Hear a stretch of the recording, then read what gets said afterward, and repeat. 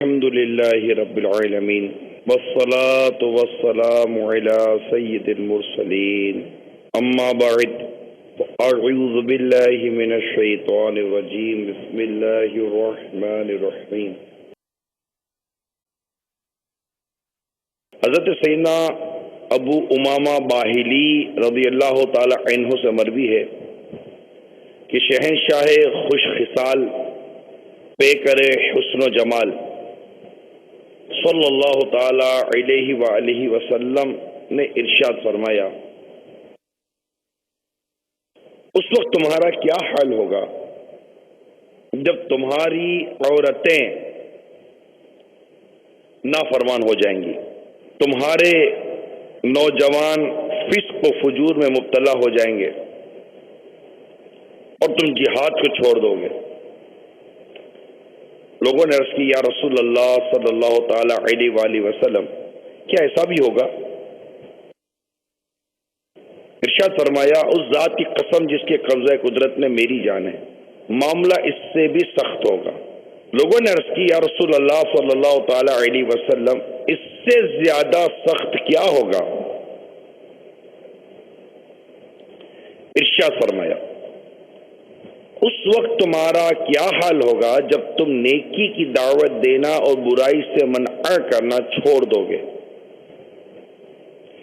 عرض کی، یا رسول اللہ صلی اللہ تعالی علیہ وسلم، کیا ایسا بھی ہوگا؟ ارشاد فرمایا، ہاں، اس ذات کی قسم جس کے قبضہ قدرت میں میری جان ہے، آنے والے وقت میں معاملہ اس سے بھی سخت ہوگا۔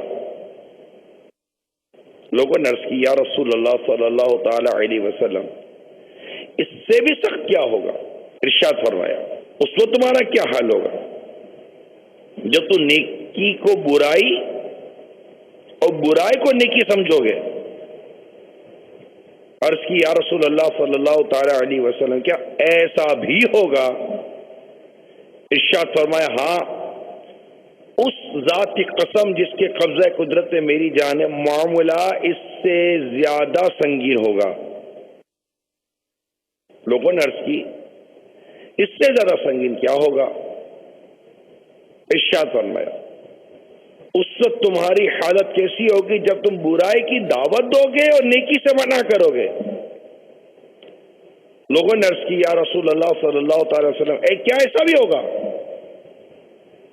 ارشاد فرمایا، ہاں، اس ذات کی قسم جس کے قبضہ قدرت میں میری جان ہے، معاملہ اس سے بھی زیادہ شدید ہوگا۔ اللہ عز و جل ارشاد فرماتا ہے، مجھے اپنی عزت و جلال کی قسم، میں انہیں ایسی آزمائش میں مبتلا کر دوں گا جس میں سمجھدار شخص بھی حیران رہ جائے گا۔ میرے میٹھے میٹھے اور پیارے پیارے اسلامی بھائیوں اور مدنی چینل کے ناظرین، جو روایت ابھی آپ کو میں نے بیان کی ہے، ہمارے لیے اس میں سیکھنے اور سمجھنے کے کئی مدنی پھول ہیں۔ میرا جو آج کا موضوع ہے، میں اس کی وضاحت کر دوں۔ میرا موضوع ہے امر بالمعروف و نہی عن المنکر، نیکی کی دعوت دینا اور برائی سے منع کرنا۔ اپنی اصلاح کی کوشش کے لیے مدنی انعامات اور عمل اور ساری دنیا کے لوگوں کی اصلاح کی کوشش کے لیے مدنی قافلوں میں سفر اختیار کرنا ہے، اور یہ امر بالمعروف و نہی عن المنکر کے اندر یہ سارے مقاصد، مدنی مقاصد سما جاتے ہیں۔ میرے میٹھے اور پیارے اسلامی بھائیوں، آپ اور میرے مدنی چینل کے ناظرین فرض علوم کورس میں شریک ہیں۔ یہ ایک ذریعہ ہے دعوت اسلامی نے جو اختیار کیا ہے، اصلاح امت کا ذریعہ۔ خود فرض علوم کورس بھی اصلاح امت کا ایک سبب بنا۔ ظاہر ہے کہ ایک ایسا علم تھا جو علم ہمیں نہیں آتا تھا، جبکہ ہم پر یہ سیکھنا فرض تھا۔ اگر دعوت اسلامی یہ فرض علوم کورس کا سلسلہ شروع نہ بھی کرتی تو ایسا نہیں تھا کہ یہ فرض علوم کورس دعوت اسلامی سکھاتی، تبھی اسی سے سیکھنا ہی موقوف تھا، ورنہ ہم نہیں سیکھ پاتے، ایسا نہیں تھا۔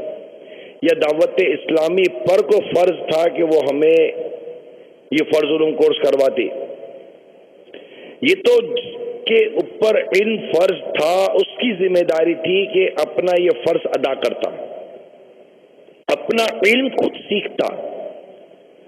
جب اس پر نماز فرض تھی تو اس پر یہ فرض تھا کہ وہ نماز سے متعلق علم خود سیکھتا، اس کے ذریعے اور اس کے اسباب از خود اپنے طور پر یہ اسٹیبلش کرتا اور اس کو حاصل کرنے کی کوشش کرتا۔